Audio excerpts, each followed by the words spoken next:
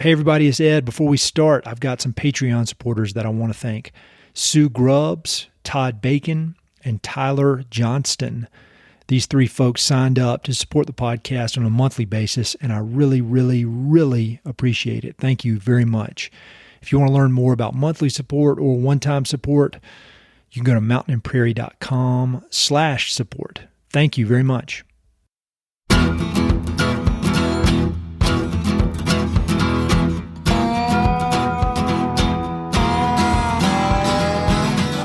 Hey, this is Ed Robertson, and this is the Mountain and Prairie podcast, where I introduce you to some of the innovative individuals who are shaping the future of the American West. I meet most of these people through my work in land conservation or through my hobbies and interests that revolve around spending time up high in the mountains. My guests include ranchers, writers, entrepreneurs, conservationists, athletes, artists, adventurers, pretty much anyone who's doing important work, has an interesting story, and loves the American West. My guest today is Amber Smith. Amber is a Montana-based rancher and the executive director of Women in Ranching, a nonprofit organization whose mission is to hold brave space, support courageous action, and champion rural women's leadership on the land. Offering a blend of in-person and virtual events, Women in Ranching has filled a unique niche across a wide range of rural communities in the West and beyond. From skill-building workshops to virtual kitchen table chats to multi-day on-the-ground experiences, Women in Ranching offers a much-needed, supportive network for women whose families and livelihoods are closely tied to agriculture and the land. Amber was born and raised in Illinois, and she met her now husband Trevor while she was working at a ranch in Colorado. They fell in love, got married, and today Amber and Trevor have 2 young children and a successful ranching business in eastern Montana. As you'll hear in this conversation, when Amber was first introduced to Women in Ranching several years ago, she felt an immediate connection to the organization's work. The connection was so strong that she eventually took the helm as the organization's leader. And earlier this year, after several years under the umbrella of Western Landowners Alliance, Women in Ranching became its own freestanding nonprofit organization, an exciting next step for the organization's continued growth and evolution. Amber and I met more than 5 years ago on the Antelope Springs Ranch, the ranch that she and Trevor continue to steward to this day. I was immediately impressed with her energy, dedication to her community, and her ability to juggle many competing priorities with grace and humor. I've been following her leadership with Women in Ranching for many years now, and it was a real pleasure to have the opportunity to reconnect and have such a fun and inspiring conversation. We talked about the purpose and mission of Women in Ranching and how the organization has evolved in unexpected ways. We talk about some of the specific challenges facing women ranchers and how Women in Ranching works to address those needs. We talk about the pandemic's effect on ranching communities, how Amber tries to find balance in her own life, how she's been positively impacted by her work with the organization, some specific success stories, her favorite books, and much more. Be sure to check out the episode notes for a full list of everything we discussed. To learn more about Women in Ranching and to support its work, head over to womeninranching.co. There's a link in the episode notes. Huge thanks to Amber for all of her hard work, and thanks to all of you for listening. Hope you enjoy.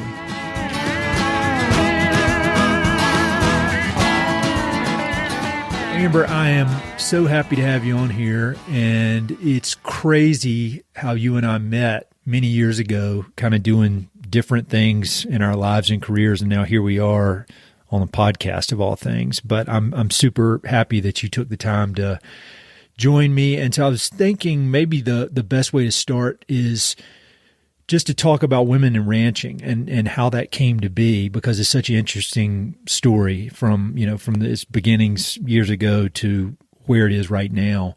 So could you just start out by giving us a little bit of an overview and a history of Women in Ranching, and then kind of how you initially got involved? Yeah, absolutely. And Ed, thanks so much for having me. It's great to be here. And I have to say, when you came out with your good news from the West, I thought it was one of the most brilliant ideas I'd ever seen. Just bringing forward good stories and good people and folks trying to do, worthwhile things. Thanks for the good work you're doing. And to start sharing a little bit more about Women in Ranching, how it came to be, where we're at today. So Quivira Coalition, which is based in New Mexico, they have an annual event called Regenerate, which is a conference that brings together several organizations and is really focused on care and stewardship of lands in the American West. Mm-hmm. So at this conference, there were some women in a bar. So this is always a great start to a story, right? And those after hour conversations are where the real magic is. And the conversations that were occurring was, I love the work that I do. I love being on the land. However, I wasn't born in this. I didn't marry into this. Like, I'm trying to come into this on my own 2 feet and with my own knowledge and education. And this is really hard. And if I don't find a community of support, I really don't know if I can continue this work. And so it was women at the Piscinus Ranch and the Tomcat Ranch in California who were hearing this story and decided to do something about it. And I think that's really how the best things start, is seeing a need and then actually taking action around that need. And so that was Elaine Padarini and Wendy Millett. Mm-hmm. So they decided, I think the original story was, we're going to bring 6 women together. Their ranch owners said, okay, let's do it. And the very first gathering, I think, ended up being 26 women who showed up. So they saw there was some power behind this idea. They hosted another gathering the next year. And then in 2018, I was invited as a participant.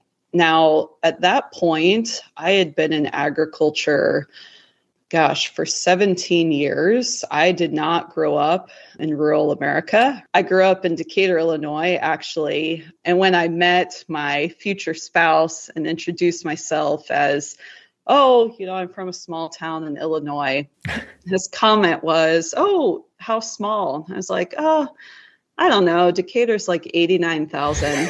And he just looked at me with this like shock and confusion. I was like, "What about you?" And at this point, we were working as wranglers on a guest ranch just outside of Steamboat Springs, Colorado. And he was like, "My family ranches 40 miles south of a town of 200. In Nebraska." So anyways, I did come into agriculture through marriage, but it was a very, very tough transition for me. Getting out of college, working in the beautiful mountains of Colorado, and then ending up in a very rural, very traditional ranching community. So when I showed up at Women in Ranching, over the course of 4 days, it was the first time I felt like I had been seen and heard, and that is completely powerful. Mm-hmm. So the myth that I had carried in my own mind was, you work really hard, you do the right things, and one day when you're older than me, it all magically comes together. Yeah. And wait, that's not correct?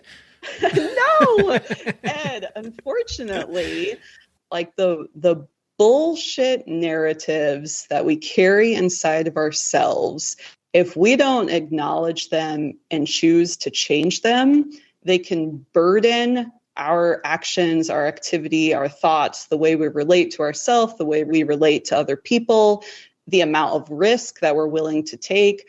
All of that is inhibited by incorrect, mythical, negative stories that we carry inside of ourselves. And that was really a breakthrough. So I came home fired up. At that time in the programming, kind of the request of those of us participating was, what is a goal that you want to carry forward from this point? And I knew right away my goal was to bring a gathering of women in ranching to Montana, back to my own community, to women who I cared about, right? To women who are doing great things in Eastern Montana. I wanted to bring it back here. That was in March of 2018. I started fundraising. I started hiring facilitators. I found a host ranch. And the women in California realized, this thing's going to go places. This needs to have a nonprofit home. Amber can't just be fun. Like, where does this money go, right? Like, she can't just be out there fundraising with no home for these dollars.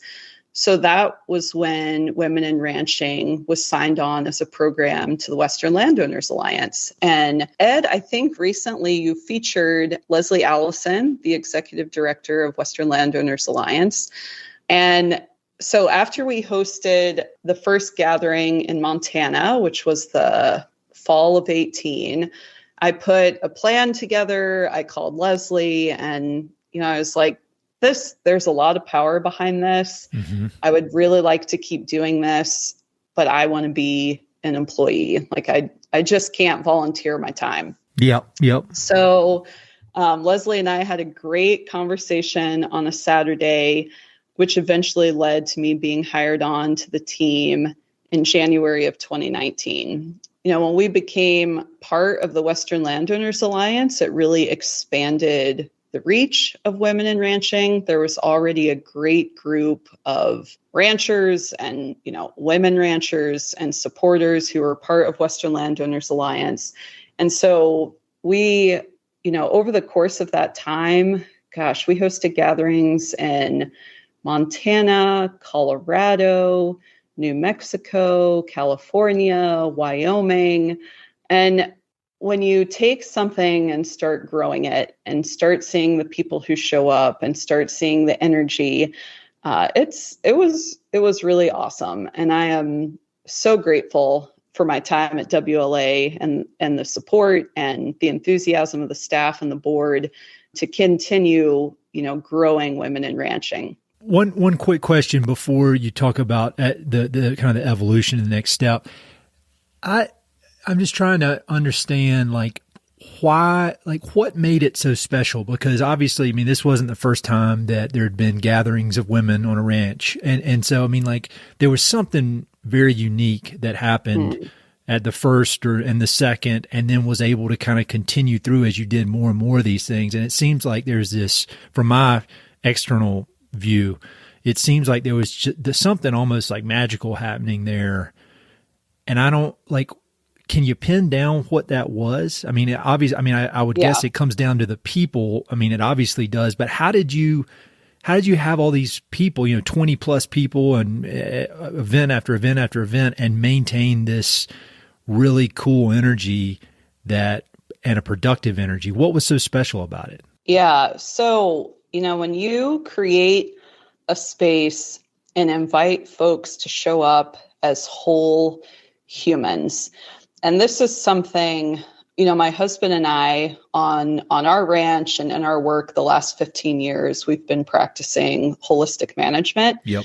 And the weakness that I have always seen, and there's a reason that it's a weak point, is, so there's kind of the three legs to the stool: the economics of ranching, the ecological stewardship of ranching, and then the human creativity piece. And in all of the trainings I've been to and all of the educations, whether it was education put on by Extension or by, one of the many, Ranching for Profit or Savory Institute or all of those great organizations, the missing piece was really that human creativity part of it. Mm-hmm. And participating at Women in Ranching and being welcomed as a whole human who's complex and full of stories and experience and knowledge, and sitting in circle with women who, at different points in the gathering are sharing their leadership, inviting your voice, inviting your leadership to participate. It's transformative. And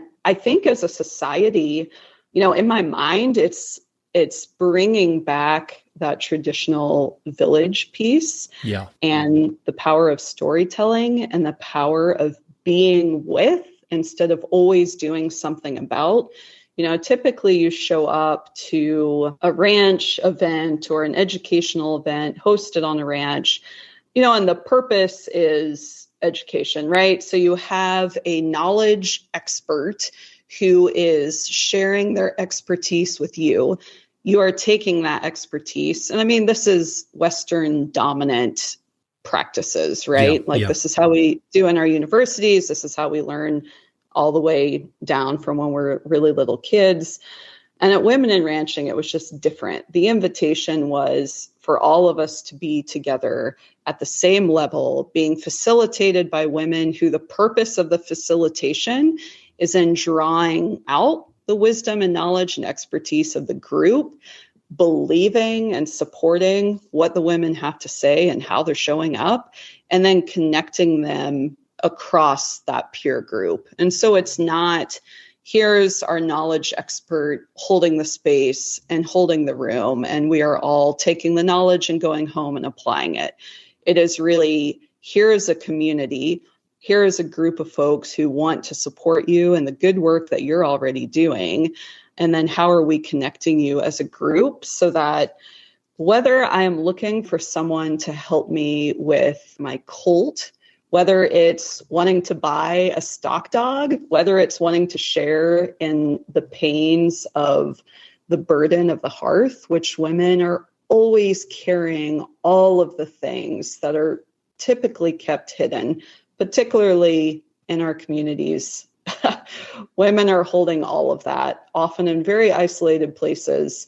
And so what might happen when you invite her to be an expert on her own story and to share her own knowledge and to share that inside of a community that is respectful, that understands her dignity and her worth and her value, and believes that our lands will be better tended, our communities will be better as a whole if her voice is strongly present in the room and if she is included at the decision-making table. That is the power of Women in Ranching. That is powerful. And, when I hear that, I'm pretty slow and kind of dense, and I'm kind of like, I'm not very nuanced, and it's like on, off, yes, no, go, stop. And so, when I hear you speaking about this, it's kind of a silly question, but how did you learn to approach things in this way? Because for me, and again, I'm a weirdo, but it's like if I'm getting together with a group, it's like, we got to take action. We got to go. Let's figure this out. Let's go.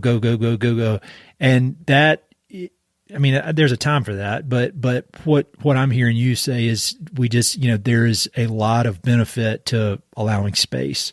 And so, but then on the other side of things, you are very action oriented. You get a lot done. There's no denying, how much action you take.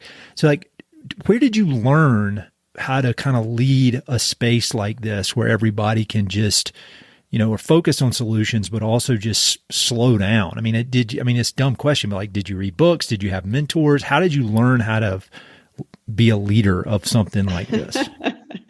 So let me say, well, number one, I work with a group of amazing facilitators, all of whom are ranchers and have had their different ways of coming about this knowledge.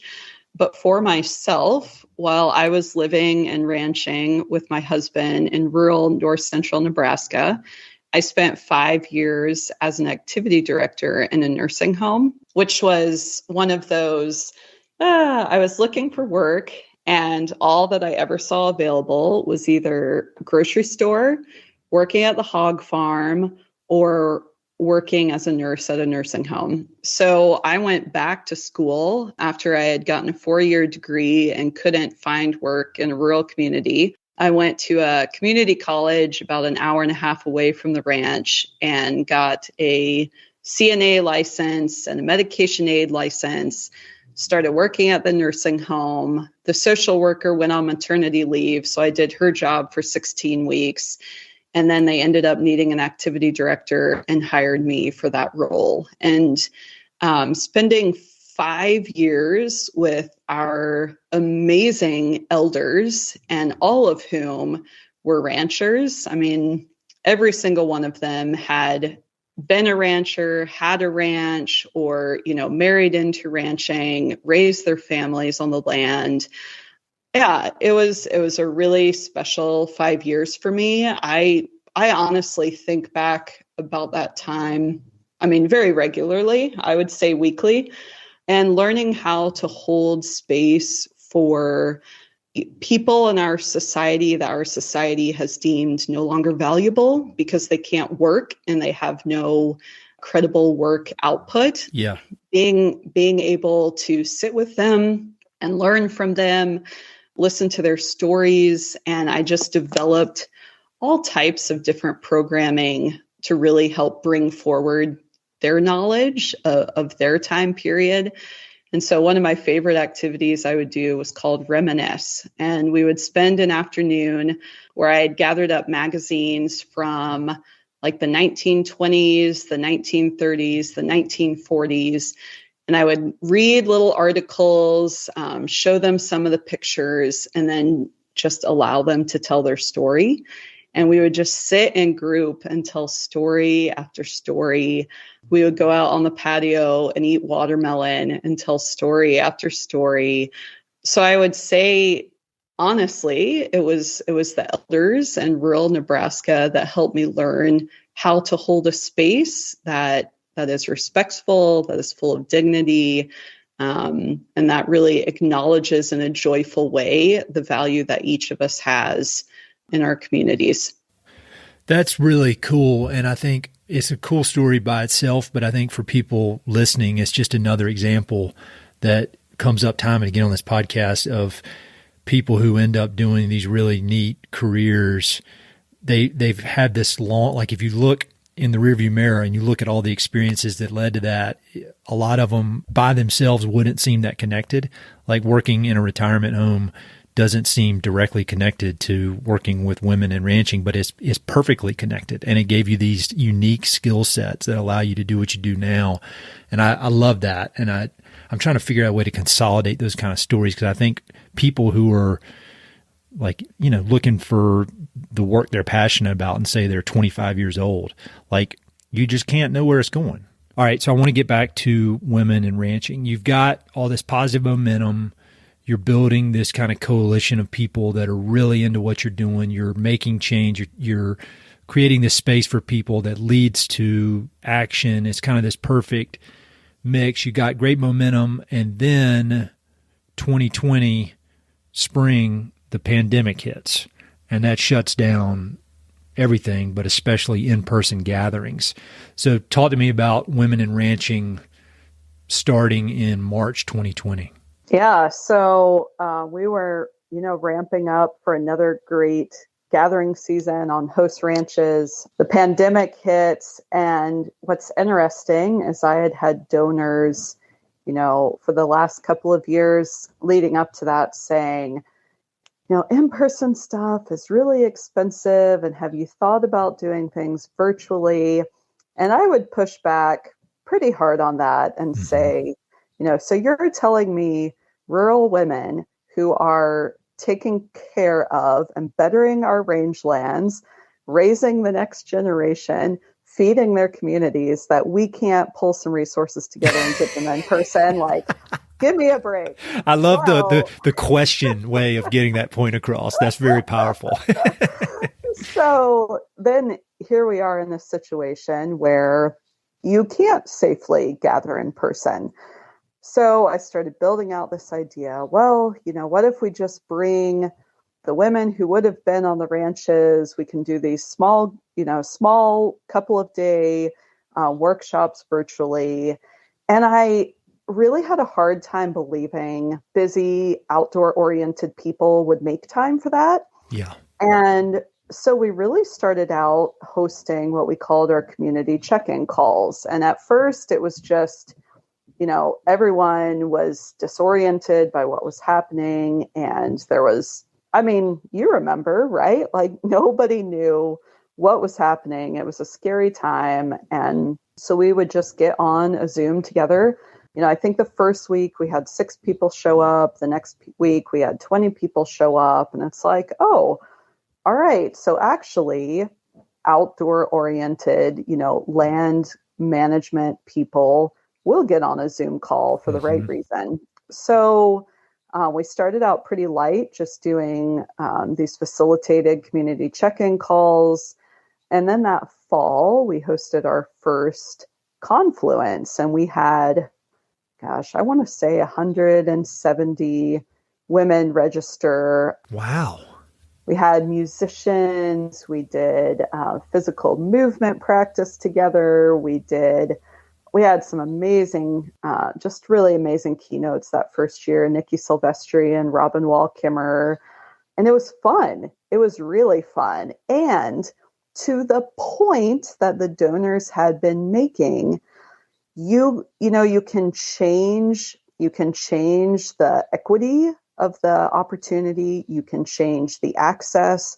And so, yes, we had the women who would have gathered with us on the ranches, but we also had folks who weren't going to be able to take 4 days out of their lives, to travel to a different community, to come to one of these gatherings, but they could take a couple mornings and an evening out of their life and join us from home virtually. Mm-hmm. So I have to say the push that I had been receiving was a worthwhile push. Yep. Right? So we got to learn a lot about what people are willing to do. It really broadened who could show up in a leadership role, because all of a sudden, anybody from anywhere around the world who had access to the internet could join us. And so this actually is going to be our third year of hosting the Confluence, and that is in November 8th through 10th. Again, it is all 100% virtual. I imagine that to be the case forever and always. Last year, we had 47 folks apply for a scholarship. And in the survey that I put out, taking the time to read through each of those people's lives, their story, what it is they're dealing with, whether it's caring for elderly parents in their home, caring for children with disabilities, plus caring for their land. This is an opportunity to bring together women who wouldn't otherwise be able to make a big trip and make time out for themselves. So yeah, it was a really great learning opportunity for a young program to see, actually you can gather well in different ways. And so, now that things have opened up quite a bit more, we're back to our in-person gatherings alongside of all the awesome programming that we do virtually. Mm-hmm. Yeah. So I can't say enough, for something that was really hard and continues to be a challenge for folks and for their health and for their safety and for the health of their community. It was an opportunity for, women in ranching to really develop more equitable, accessible ways for folks to gather and learn together. All right. Two points about that, or 1 point, 1 question. I think it's really cool how you, throughout the course of your involvement in women in ranching, you've been open to evolving the organization, and we're going to talk about the most recent evolution. But I think it's really cool how you are flexible in your thinking and open, because initially, I feel like if I were in your shoes and we've been having all these awesome events and people were pushing me to do it in person, I just dig my heels in, no. But time and again, you take the feedback, consider it, experiment, see what works. And if there's a need for a change, you make it, which I think is so admirable. And I need to take lessons from you on that. And then the second question is, this just popped in my head when I'm listening, because I'm like, this just sounds like such a cool thing. And so I imagine all the people listening are thinking that. How deep into the ag world does a woman have to be able to be involved in the Confluence? Yeah, well, that's a really good question. And let me tell you, women show up and say things like, I own the ranch, but I'm not really included in decision making. Can I still participate? Mm-hmm. I'm just a hired hand's wife. You probably don't want me, but I'm curious. Could I come to a gathering? I have a small direct meat business, but we aren't very big. Could we still be involved? I mean, time and time again, to all of those questions, I say yes. And then we have, amazing folks who show up and say, we care about land. We care about good care of that land. We care about good food. Can we show up to the Confluence? And, the answer to all of that is yes. If you believe in the power of community, if you can show up in support of other women, then yes, you are welcome at Women in Ranching anytime. And I want to get back to the community piece because I feel like that's a big part of your life. Your whole life is this commitment to community. But first, I want to talk about the current evolution, the most recent evolution of Women in Ranching. So I won't even give it a preface. You tell me what happened. How did Women in Ranching end up where it is at this exact moment? Yeah, so I will say when we started gathering, so it would have been 21, so you're quote unquote post the heart of the pandemic. And so, here we are back on these host ranches and women are showing up, and there was a significant shift in how folks were showing up, the conversations that they were bringing forward, the needs that were showing up. And when I say a significant shift, I mean, we're talking about people showing up, like wanting to learn more, wanting to be part of a really incredible network, wanting to learn about management of land. And it shifted where, yes, all of that was still the basis, but the conversations that were happening is, I'm in an abusive relationship and I don't feel safe and I don't feel safe for my children. Is there support for that? Mm-hmm. There is a lot of economic uncertainty, a lot of economic downturn. I would say just looking at it from a scholarship or tuition assistance perspective, we went from really having folks ask for little assistance to the majority of folks needing support and assistance. And over the course of that summer, I just really started feeling like, Women in Ranching as a community always has had, but continues to grow a strong heartbeat of its own. And so when you have a program that says, we are here to support women on the land, what that inherently means is we are listening for what those women are telling us that they need and how they need support. And I was really seeing that shift. So as this started coming up for me, and really throughout the whole summer, every single time we gathered, like that feeling inside of me grew stronger. And so last fall, I took it to my executive director and said, I think Women in Ranching is ready to go out on its own, or I know it's ready to go out on its own. I think there are folks who would be excited to fund very particularly towards support for women's leadership on the land, support for women's empowerment on the land.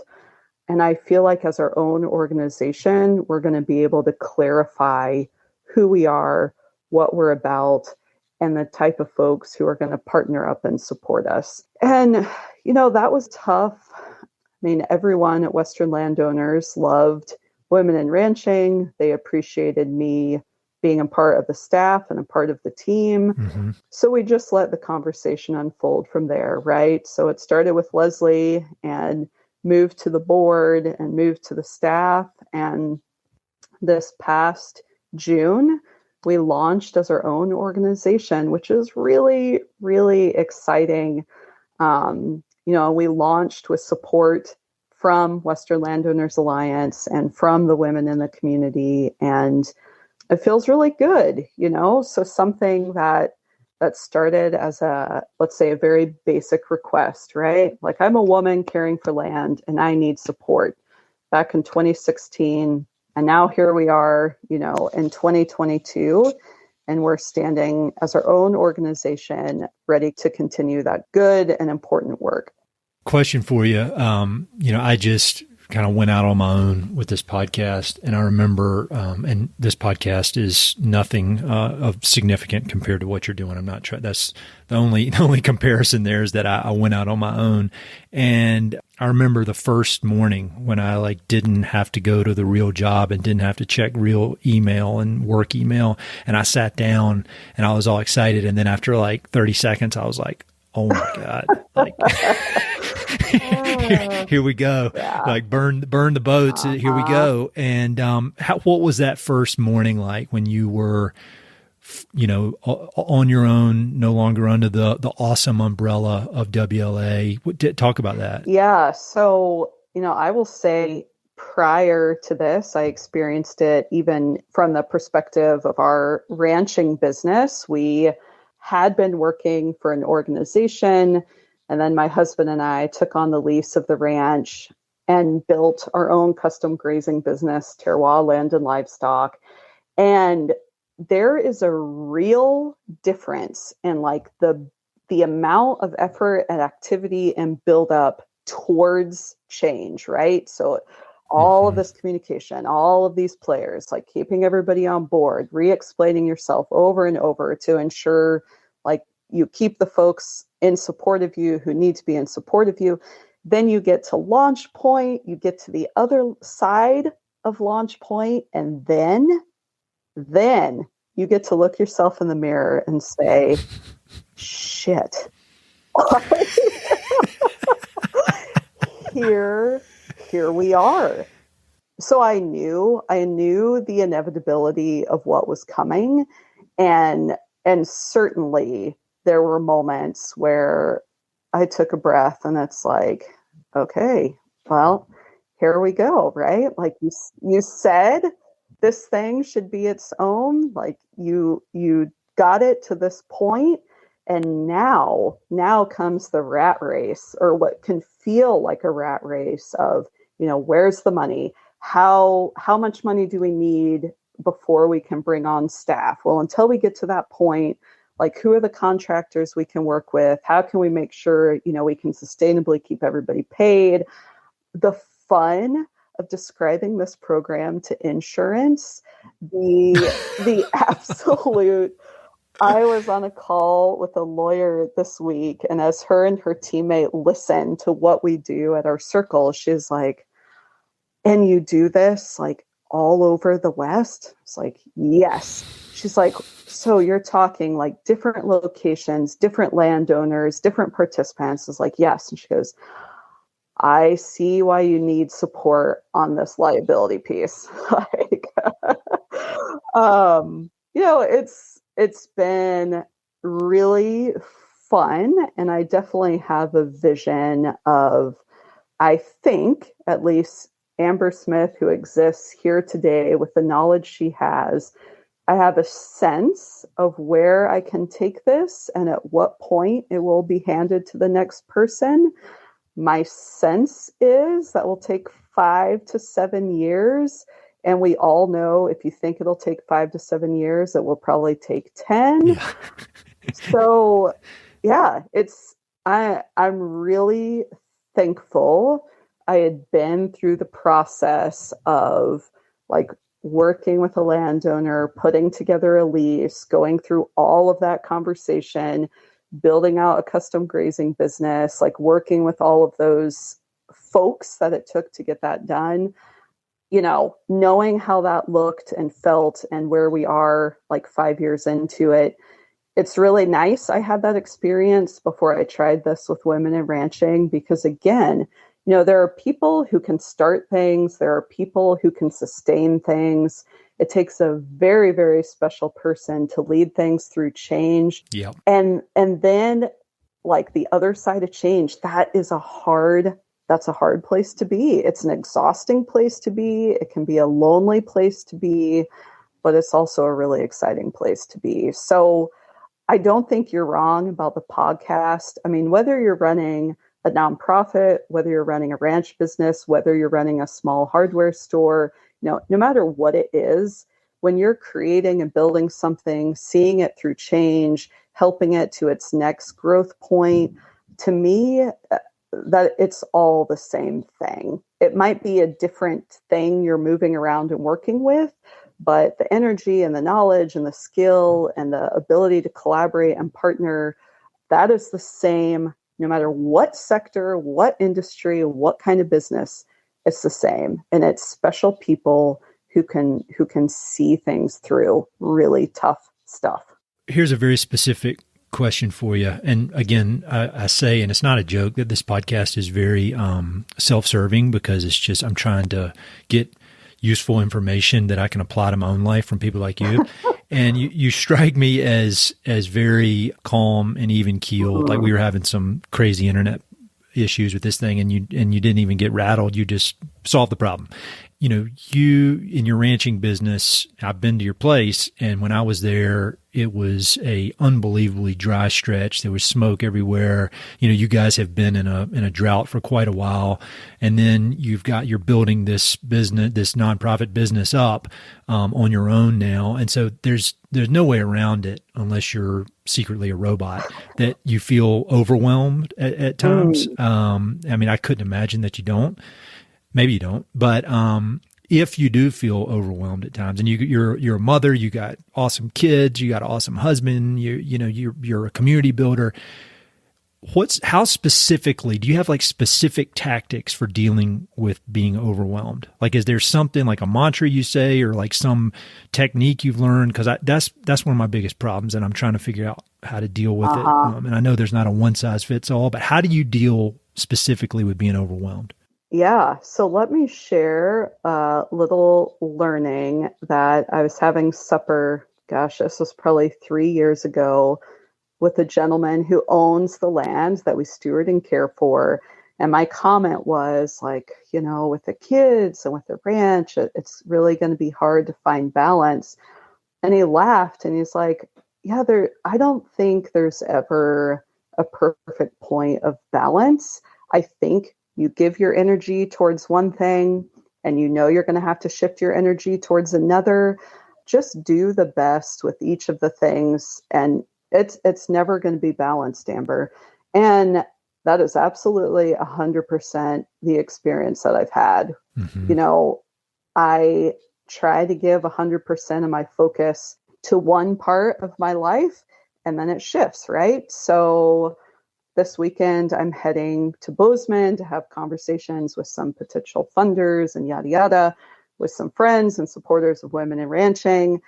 I will leave probably at 9 from Bozeman and head the 5 hours home, because Tuesday and Wednesday we're preconditioning calves. And so I'll be, you know, we have a whole crew showing up. We have our custom grazing clients showing up. Somebody has to get kids to and from school. Somebody has to help push calves up the alleyway.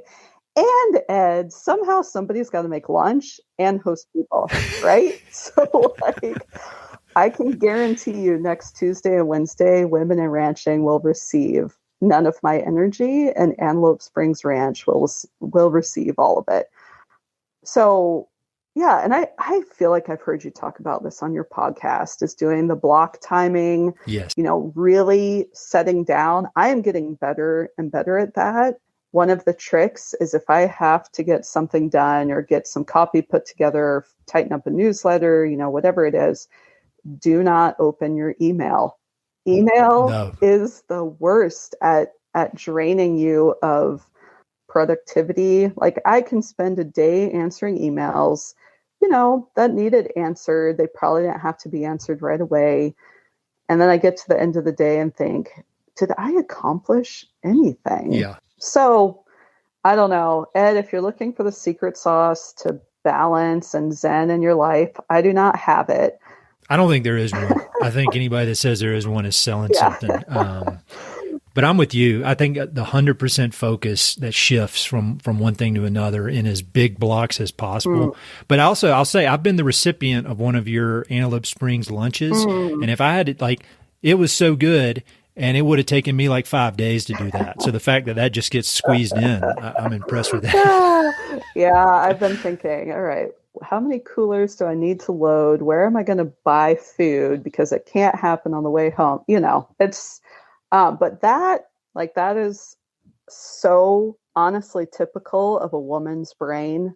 Like, women are always managing multitudes of pieces and people and conversations and kids here and there. And yeah, so it just feels like another day in the life. It's very impressive to me. I mean, and I imagine every family has different roles, but like last night, my wife was going through all this scheduling stuff with me, and I think she saw my body language just kind of get deflated. She was like, "I'm very sorry, but we need to figure this out right now." And I was like, I know. I don't know how. If it was up to me, it would be a damn disaster around here. All right, another question. Sorry, I'm jumping all over, but we might have to do like multiple episodes here because everything you say, I have like 10 more questions. So you mentioned during COVID, you're having these events and people are really feeling like they're in a safe place, feel like they can open up, and they're talking about these unbelievably heavy issues, including domestic abuse. And like, how did you know how to deal with that? Because I would think, there's the listening and giving space, which is important. But then I would think, and I could be, correct me if I'm wrong, but that could cross over into something where you need somebody who's been trained in that to help deal with it. So like, as that was happening and you're like, wow, this is powerful. We've got something here. This may be kind of unexpected. How did you kind of figure out how to provide the appropriate support for all this, huge variety of serious issues that's coming up? From day one, when Women at Ranching came to Western Landowners Alliance, one of my core team members she's a rancher. She's the mom of 3 incredible rodeo kids. She's just awesome. And she has her master's degree in counseling. And so I've always had a core team member who has that skill and is able to help people, if they get to a point in a place. And you'll see it a lot in our work with horses, because we'll do sessions with horses, non-riding. So it's all on the ground, and horses they have this incredible power to connect up and partner up with humans and to reflect sometimes what's going on inside of us that we don't even have words for, and you can see it reflected in the horse. Some of my most favorite work and some of the times that for me have been the most special have been working with women and working with the horses. And I'll give you just a small example. Like, I tell these stories to my husband all of the time, because for one of our gatherings, I actually took our ranch horses. And so I got to watch our ranch horses partner up with the women and how that looked, and the skills that those horses have that are never, ever put to use on the ranch.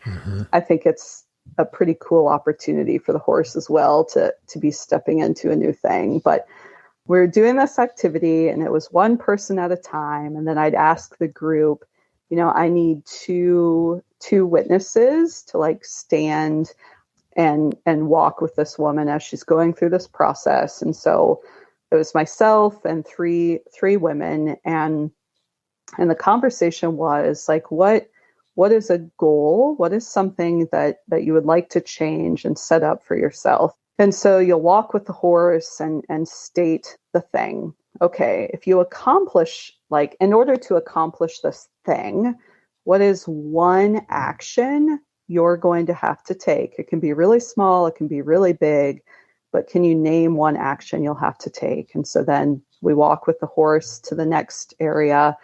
And then the final question is, okay, so there's this thing you want to change. There's an action you believe you can take.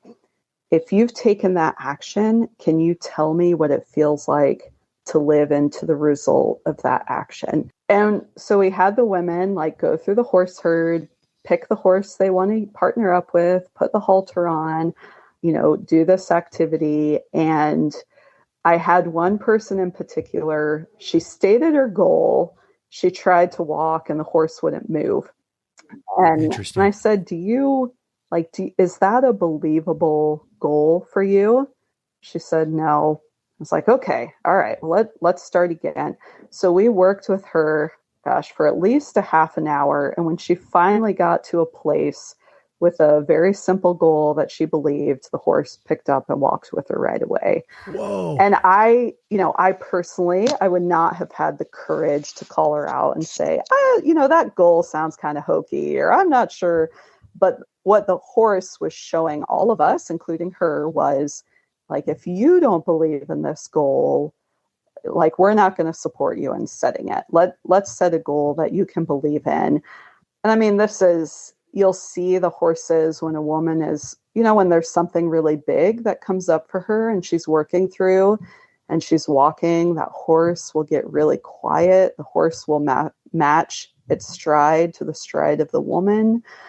It is powerful and beautiful. And so I just have an amazing team of facilitators who work with me on all of this. And they're really, they're the point, they're the lead.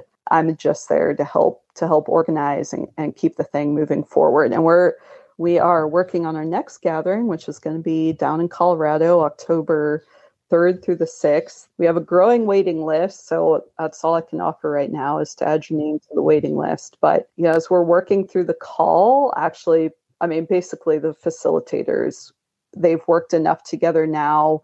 And we had our host on the call so she could describe the property and where things were located and the distance between things.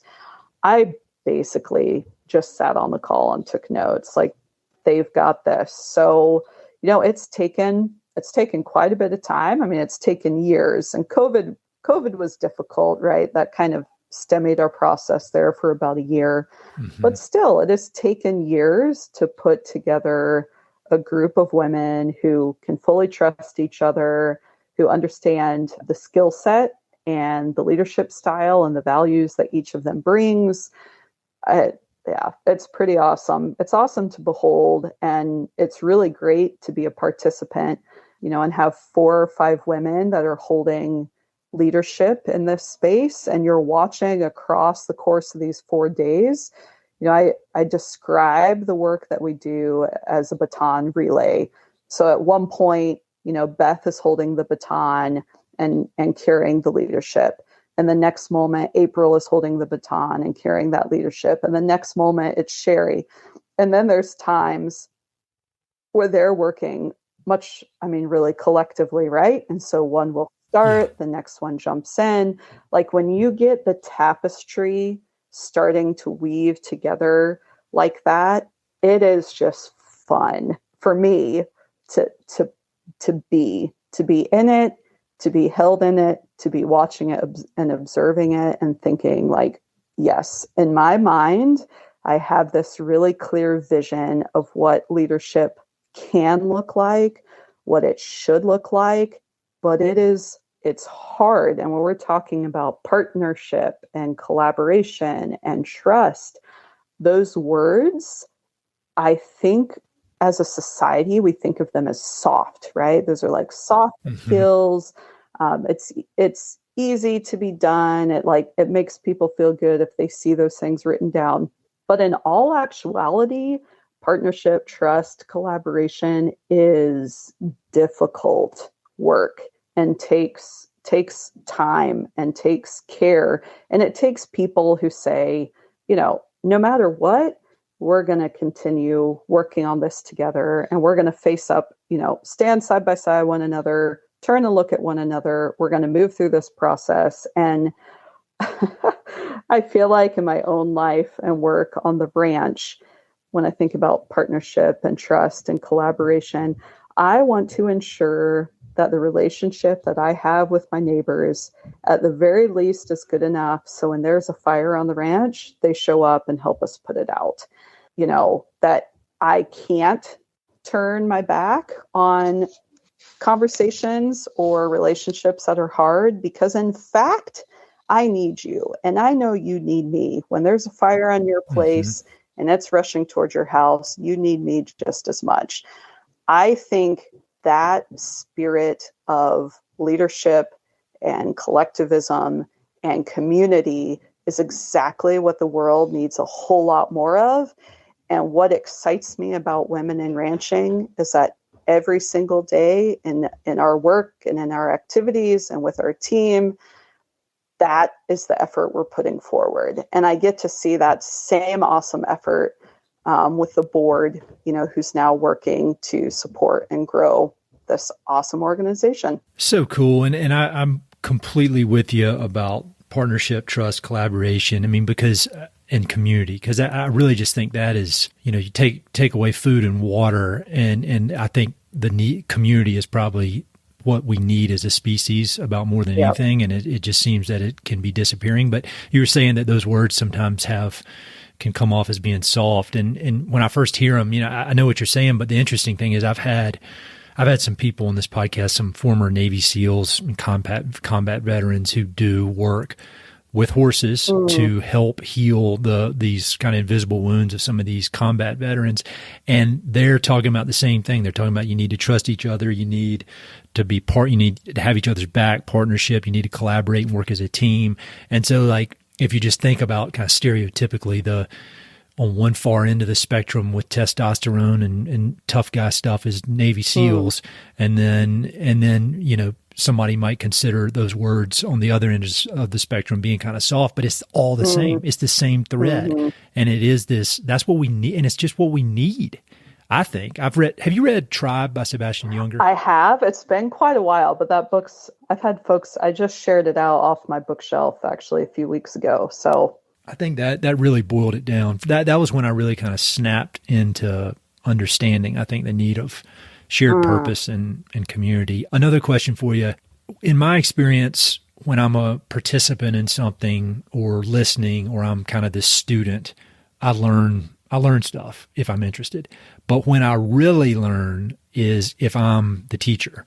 Like if I'm the one that has to really know this stuff that I'm talking about, and it could be something as possibly boring as trying to explain water rights to a landowner or to a client, or something, like dealing, something with my kids where the stakes are high and I really need to understand and be confident what I'm talking about.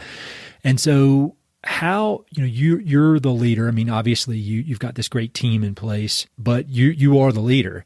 And so how has this experience of leading this organization and really having to be the one teaching these things, or ultimately in charge of having them taught, how are you different? How are you different from being involved in this? So that's actually a really easy one. How it has changed me is that stick-to-itiveness, that sticking to process, that trusting, even when the process is going completely sideways, when people are walking out of the room, when when things are not going how you imagined, just stay put.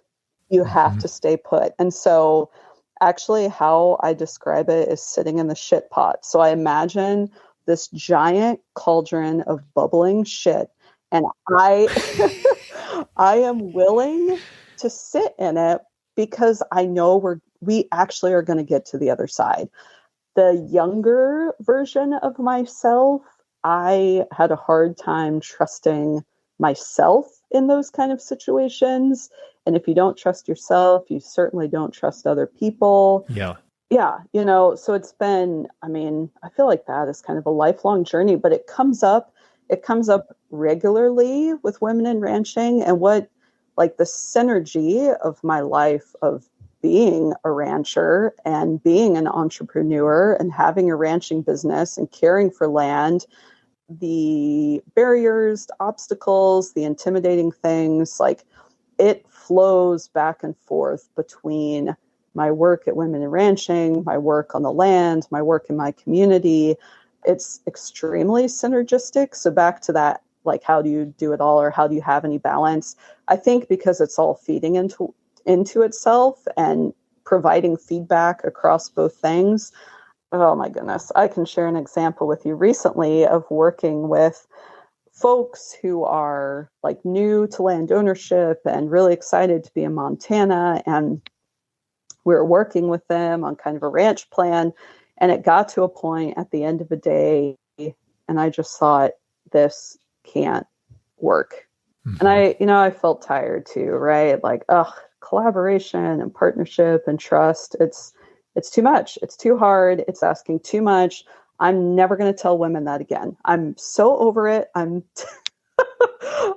It's not understandable. Yeah. And then I went to bed, and the next morning we started again. And within 7 minutes, all the pieces came together, the puzzle, you could see the full picture. And it's like, oh, see, Amber, gosh darn it, if you just stick with things and just trust the process and stay in community with people and allow yourself to see everyone, just as they are, right? Like people are hard, we're complex. And this is why that three-legged stool I described earlier of economics, ecological outcomes, human creativity, like the human creativity piece, it's not, you can't control it, just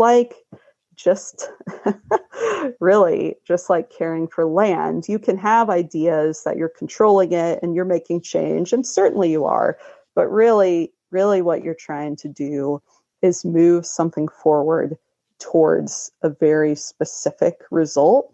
And you just can't actually know the trail that's going to get you to the end. And quite honestly, I'm going to quote Paul Farmer here. Like, when you partner up, if you actually show up and say, like, I'm here and we're going to do this together, the starting point, you have an idea of where you're trying to get to, but nobody ever actually knows the end.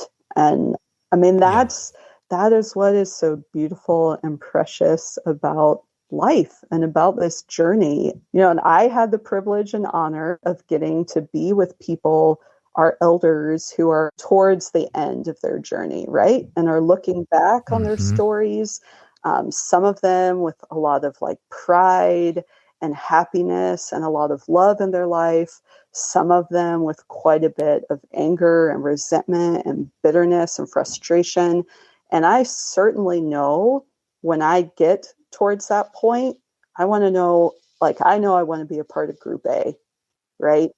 And so for me, being a part of Group A means keeping my eyes wide open, like keeping my heart full of passion and enthusiasm, and knowing if you're willing to sit in the shit pot, which is life, like you get yourself towards that end. And along the way, you make amazing friendships and meet amazing colleagues, and you get to lead and be inspired, with other great people. So you asked me what my learning is or what it has done for me.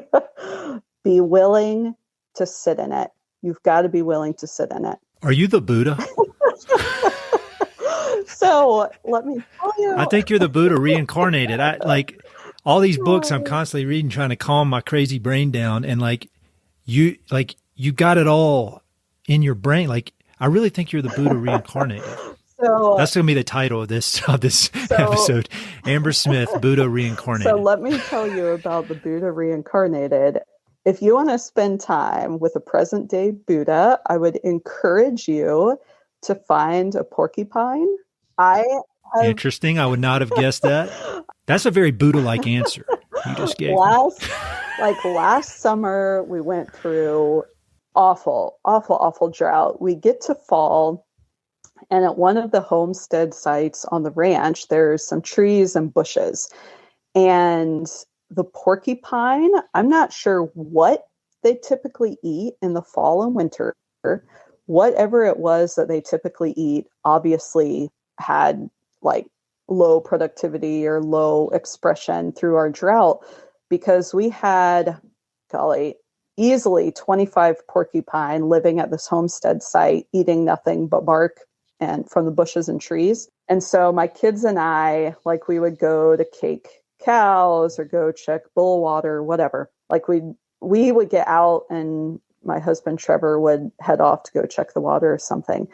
And there was at least one porcupine traveling across the ground, and they just have this presence, and they would just sit and look at myself and the kids, and they'll just sit and be in the wind as the grass is blowing. And we would go under one of the trees, and the porcupine, would look down and get really still. And my kids, who are 10 and 12, I think there's something so special about teaching them that, just be still. And if it's just the kids and I, being still is not a thing. They want to go, they want to move, They want to dig, they want to jump, they want to stir up the sage grouse and make a get something moving, especially my son. But sitting there with the porcupine, they would sit and just watch and observe and talk really quietly. And the porcupine would just sit and watch and observe. So I have learned to call our porcupine the Buddha of the prairie. So I would encourage you, Ed, if you're searching for the Buddha, find a porcupine in your local community. I'll add a picture of a porcupine above my desk. I have all these crazy pictures up there to remind me of stuff, and that is 100% original. I've never heard it. You need to write a book, and like that's a book waiting to happen there. That's awesome. All right. One more question about women in ranching. Your website's awesome, by the way. I love it. I was looking at it yesterday and today, and I was like, man, I need to upgrade my website. This thing's awesome. There's tons of ways for people to be involved. It looks like when you look on I think it was on the right-hand side, there's just all these different opportunities. So can you, and I'm sure people are going to be wanting to be involved after hearing this, if they're not already, can you just run through kind of the list of different ways that people can be involved, and more importantly, or not more importantly, but equally importantly, ways they could support? Yeah, absolutely. So if you go to our website, womenandranching.co, the easiest, most low-risk way to be involved is just to sign up for the newsletter. And the digest comes out once a month. We have great little pieces about women ranchers, written by women ranchers. And we also keep you updated on all the happenings that is women in ranching. So that's like total low risk. You can just sit and see what's happening in the community. Higher risk and a much more, an opportunity to really involve yourself and see who's with us is to join the Confluence this fall. And again, that is virtual. It will be the evening of November 8th and then morning and afternoon of the 9th and 10th. We are set to have the registration page open here in about 7 days. So again, if you just keep checking the website or following us on Instagram, women.in.ranching is our Instagram handle, you'll be able to, see when that's happening and get yourself signed up. If you're in Montana and you're one of the helper types, meaning you want to be involved and how you want to be involved is showing up and helping out, we're going to be gathering on Northern Cheyenne land at the Wild Rose Center. And for anyone who comes to the Confluence, you're going to get a gift in the mail. And so one of my facilitators, April, she's welcoming everyone to her land. And we're going to be putting these bundles together, getting them in envelopes, and that's October 22nd. So that's coming up here in about a month. And then if you are just really excited to join us in person, our next gathering is going to be down in Texas. I am so excited to get to Texas. I've been having people ask for a Texas gathering for easily 4 years now. So we are just getting that put together and ready to go. And again, if you check in at the website or check in, Instagram and Facebook, we'll keep all of this information updated for you. That's great. And I'll have links to everything in the notes, so you can just look on your podcast player, click it, and you're in. Yeah. And so your next question, Ed, was how you can support. So, obviously you can jump on the website, hit the donate button and support at a level, that feels good to you. But I will share for this kind of Intermountain West, Northern Great Plains community, I am working right now with some really exciting partners to put together a Northern Great Plains Women in Ranching Management cohort. It'll be a 2-year program. We're hoping to launch in 2023. And so I am looking for folks who really want to step up and support women in their leadership on the land. So if something like that excites you, if you'd be excited to see your name on, all of that programming, and that'll be a mixture of in-person, a mixture of some really great virtual opportunities and educational webinars. Yeah, reach out to me and let's have a conversation. I'd love, and that work's going to be centered in central and eastern Montana, western South Dakota, and central and western Nebraska. Man, So exciting. And also so much, which makes me just even more admire how you keep all these balls in the air. It's really, really cool. You got a great team. Obviously there's a great leader. It's, man, it's inspiring. All right. I got two more questions for you. And then we really need to do this every so often. Maybe I'll act like it's a podcast, and then I'll be like, oh, sorry, the recorder broke, but it's just for me. Like, I know you read a lot. When we talked on the phone a week or two ago, you had the conversation like veered into books pretty quickly, and you had some awesome recommendations. Can you give a few recommendations? And I usually ask people about, books about the West, but you have such a wide array of interests from ag to the West to leadership, just what are some books that you think that have played a big role in your personal development? Okay. Well, I do have some books to share, Ed. And the very first one I want to share, before I got involved in women in ranching, when my kids were really, really little, I got to know Tony and Andrea Malmberg, who are based in Union, Oregon. And we were sitting around a table, drinking whiskey and sharing ranch stories. And I commented, Tony, you should really write a book. And he was like, oh, yeah, I started one 15 years ago. Do you want to help me finish it? So we spent, it was probably 3 years of working on it together and just having a ton of fun. And you can find it on Amazon now. It's Green Grass in the Spring, a cowboy's guide to saving the world. I love this book. I love the stories of Tony's life and his work with holistic management. If you're excited about the West and you want to hear about caring for land in a changing environment, this is a book for you. That's awesome. So my next suggestion is Pretty Shield, Medicine Woman of the Crows. And this was by Frank B. Linderman. When I first came to Montana, I actually found this book. We were on a field trip with the kids to a buffalo jump out by Great Falls, and this book was in the little store at the buffalo jump. This book is exceptional. I love hearing Pretty Shield's stories in her own words, and she really got to see, this landscape change and see the buffalo leave this land. And it's an important book, again, if you care about the West and care about land. Awesome. Another one, River House by Sarah Lee Lawrence.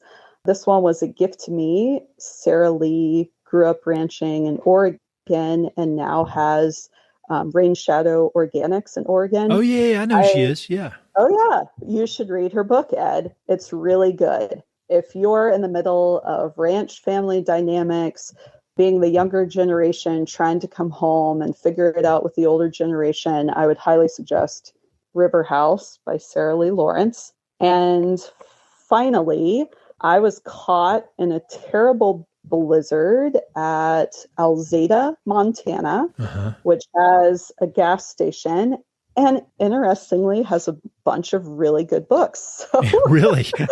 This one is called The Long Way Home, Journeys of a Chinese Montanan by Flora Wong. And again, just thinking about people and community and land and how people get to where they are and what is the history and the struggle and the story around that. Flora's book taught me about pieces of Montana history that I would have never had a touch point with otherwise. So Long Way Home by Flora Wong. Those are all great, and I haven't read a single one of them. And I think we were talking about this the other day, that when I put together my book recommendations, I don't put any thought into what I read. I just kind of whatever catches my attention, and then without any. It's not like I mean to do it, but when I'm writing them up at the end of every other month, it's like all the authors they all look exactly like me, and they've all had similar life experiences to me. And so I'm selling myself short just from a selfish perspective by not seeking out different perspectives. And so all these books are perfect for that. So good. This is great. All right. Last question. And you've been doing this for the entire conversation, giving all this wisdom and really great information that can be put to use. I'm going to put it to use. But when you finishing up this conversation, you've listened to some of the podcasts. I think you kind of get what I'm trying to do here. Do you have any parting words of wisdom or something, an ask you'd like to make of the listener? Just any way you'd like to wrap it up? I think these rural landscapes and our rural communities are absolutely the backbone of America and the backbone of food and clothing, fiber. And unfortunately, my experience when I came into these communities was really difficult, being someone who didn't grow up there, someone who was outside of it all.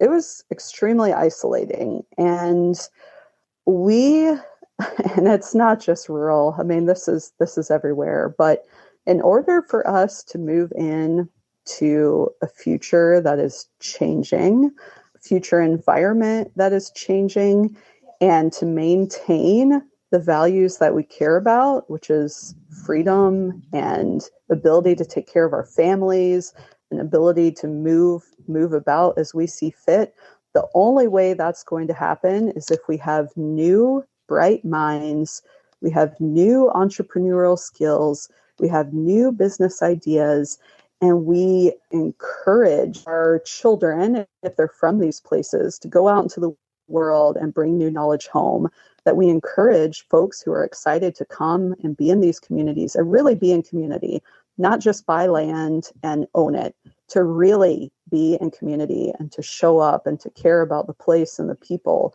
I would just say, whether you feel welcome or not, or whether you feel like you belong or not, just make room for yourself. And in every community I've lived in, there are these folks that I would call, they just have like this extra sense about them, and they're going to see you and they're going to be excited, and they'll be apart with you, and they'll have you over to supper. And treasure those people, treasure those relationships, and keep making time for that. Because the more you're willing to sit at a table with someone else and have supper, the more you're willing to open your home and have supper with different kinds of people that you may not think you agree with, you're not sure you're going to get along with. At the end of the day, what's the worst thing that's going to happen, right? Mm-hmm. Like, be open to the mystery, be open to the challenge, be open to making pie and just having someone come over, and you're going to be surprised by the results, because they're beautiful, they're powerful. And something I've learned from my children, like living here in a rural place, when we have company, especially when they were little, they were so darn excited. Yeah. Like, they could not wait. They would actually put a suitcase by the front door and hide in it, so when company would come, they would jump out. I think we sent many an older rancher near heart attack with that welcome. But if you're recognizing, like, I don't feel that excited about, participating in my community and being a part and whatever, check in with why that is. Like, do some soul searching, see what you need to do, because, that response that those kids have, that's how we should all feel about being alive, being in community with others, having good work that we can do, even in the middle of drought, even in the middle of fire and smoke and economically tough times. I guarantee you can still make time for supper, and it is so worth it. So keep creating community right where you're at. I love it. And you said there are these people in communities that have that special thing about them, and you're obviously one of those people, and you're doing it every day, and it's super inspiring. I'm so excited about this next chapter of Women in Ranching. Keep me in the loop, whatever I can do, no matter how little it may be. I'm all in. And so really awesome to have this conversation. I hope we can do it again, but keep up the great work, and thank you for everything you're doing. Thanks, Ed. Thanks for your time today. Hey, it's Ed again. Thanks so much for listening to the podcast. I know your time is valuable, so it means the world that you spend it listening. If you want to support the podcast and help it to continue to spread and grow, there are a few ways you can help. Number one, pass it along to a friend or share it on social media. Word of mouth recommendations are the most powerful way for ideas to spread, so I'd love it if you could share the podcast with a few pals who might enjoy it. Number 2, you can go to Apple Podcasts and give it a 5-star review. Good reviews encourage the Apple overlords to suggest the podcast to others.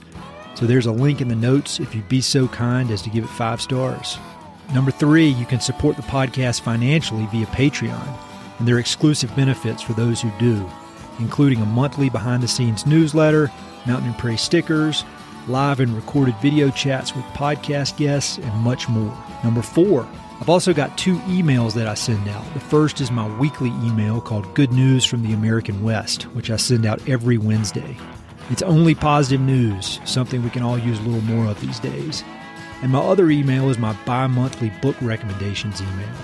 1 email every other month with 5, 6, 7, or 8 books that I've recently read and highly recommend. The thousands of people on both of these lists will vouch for me. No spam or other funny business.